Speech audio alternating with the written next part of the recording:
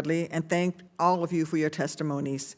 We'll start a period of questions now. First, I have a few questions that speak to the importance that this committee places on responsiveness by all officials in the executive branch. I would ask each of you to provide just a verbal yes or no to this series of questions.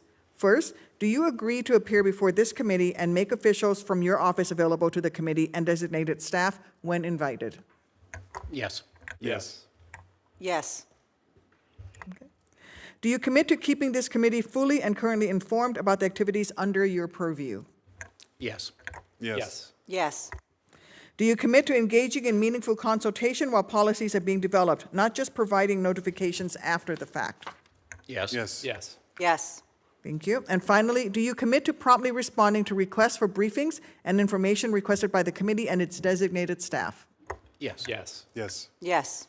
Thank you. Now on to other questions. Chairman Menendez will be returning, but I will begin with the first line of questions. Mr. O'Brien, you come to this position during the biggest security crisis that Europe has faced in a generation, and at a transformative moment in U.S.-Europe relations. While European unity has shown tremendous resilience in the face of Russian aggression, it remains to be seen how it will weather what increasingly appears to be a years-long fight for Ukrainian sovereignty. Mr. O'Brien, in the wake of both the aborted mutiny of the Wagner Group and an ongoing Ukrainian counteroffensive, how do you assess, on the one hand, the ability of Russia to sustain the war effort and maintain the gains it made last year, and on the other, the ability of our NATO allies to maintain the level of support they have been able to provide thus far? Thank you, Madam Chair. First, I look forward to working on these issues with all the members who are interested. I think the willingness of our coalition to stay together depends in large part on their sense of the solidity and sustainability of American leadership in the effort. And that needs to come from both sides of the aisle. I feel at this moment I would much rather be in our coalition supporting Ukraine than on the Russian side largely alone.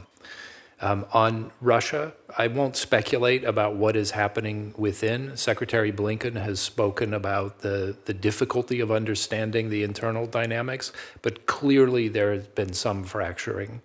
But from the posture of my current job, managing the sanctions side, we do see Russia facing some constraints. It is building its indigenous capacity to create certain weapons, but it is less and less able to source key components from many economies abroad. That puts a limit on its ability to wage a modern war. Instead, you see them waging static warfare, attacking civilian targets, including economic targets over the last week or so, not able to work with modern communications, rapid movement, precision, munitions, et cetera. We also see real constraints on the Russian economy. It's a deep economy. It was one of the largest 10 in the world at the start of this war. So they will be able to sustain themselves for quite a while. We don't see a collapse, but they are going to be forced to make difficult choices. They began the war with probably $850 billion US in sort of ready cash. Now it's probably about 250.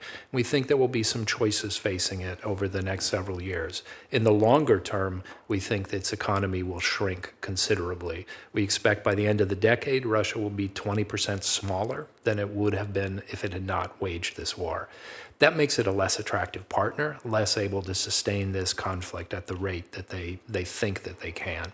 On the other side, our coalition's been remarkably stable, and I think what we're seeing right now is that Russia is committing outrages in order to try to hasten some progress in this war, and instead it is isolating itself. Its attack on the global food system by taking more than 30 million tons of Ukrainian grain out of the global food supply, that strips the global south of about 24 million tons. That's food for tens of millions of people.